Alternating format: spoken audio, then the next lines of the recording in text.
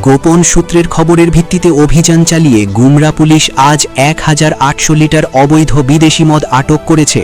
সঙ্গে আটক করা হয়েছে সন্দেহভাজন 4 মদ পাচারকারীকেও। এদিন পশ্চিম কাটিগড়ার শিবনগরস্থিত নির্মীয়মান টোল গেটের অস্থায়ী নাকা চেক গেটে AS01EC9388 এবং AS11CC8086 নম্বরের দুটি ট্রাকের গোপন চেম্বার থেকে সিমেন্টের বস্তার আড়ালে রাখা 401টি ছোট কার্টন বাজেয়াপ্ত করে পুলিশ। এই কার্টনগুলিতেই ছিল বিশাল পরিমাণ মদ।